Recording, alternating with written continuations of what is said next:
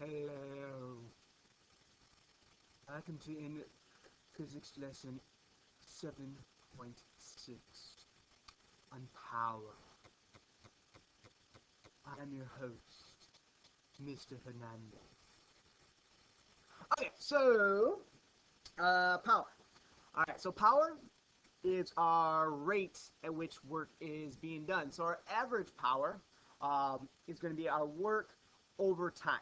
Right? And the units that we use for that are watts. So if you remember that the units for work are the same as energy, so joules, and then we always measure time in seconds, then a watt is just a joule per second. Instantaneous power, so the power generated at any given moment, is going to be our force that we are applying times how fast we are going at that moment. And if it's applied at an angle to the plane of its motion, right? Then we use the cosine of theta, and that would figure our x component. So the only time you would use that is if you were pushing or pulling something on an angle with the horizontal, right? If you were going on an inclined plane,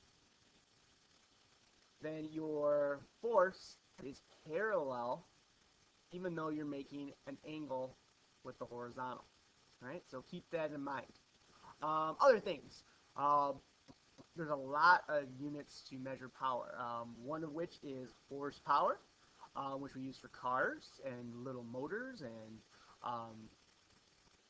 can't see my hand motion, but I'm signaling a lawnmower and motorcycle, and that's 746 watts, so that's the conversion for that. All right, so let's start off with a couple real quick practice problems.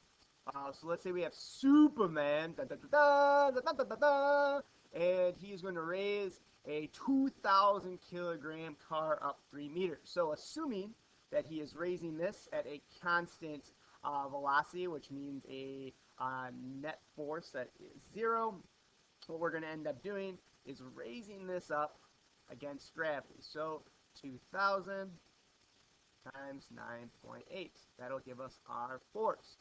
The distance that we are going is 3 meters, and it takes 4 seconds. Him basics.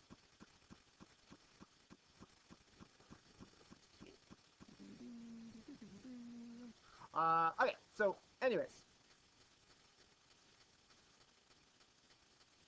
we have 2,000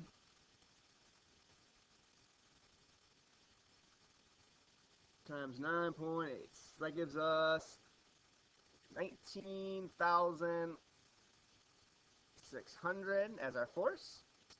And we need to multiply that by 3, which is the distance that we are going. And then divide the whole thing by how fast we do that in, which is 0.4 seconds. And that should give us 147,000 watts, or we can use our nice conversion here and do kilowatts, right? So kilowatt is just 1,000 watts, so that would give us 1.47, or 147, not 1.47. Oh, come on, Hernandez, use your brain. Kilowatts, awesome sauce. All right, how much energy would a 60-watt light bulb? 60 watts, as if they're 60 watts anymore. CFLs, CFLs, LED, all good. Anyways, so that 60 watts is our power. And that should equal our work or our energy, our change in energy that is done. So 60 over 12 seconds. And that should give us 720 joules of energy or work that is being done. Okay, so how are we doing on time here? Pretty good. I'm actually going to stop it here because the next problem is a doozy. It's probably going to take between 5 and 10 minutes all on its own because there's a lot of things that are going on. Mostly the stuff about friction. Who the F talks about friction? And by F, I mean friction. All right, so I'll leave you to it. I will see you again in what I will dub 7.6 B.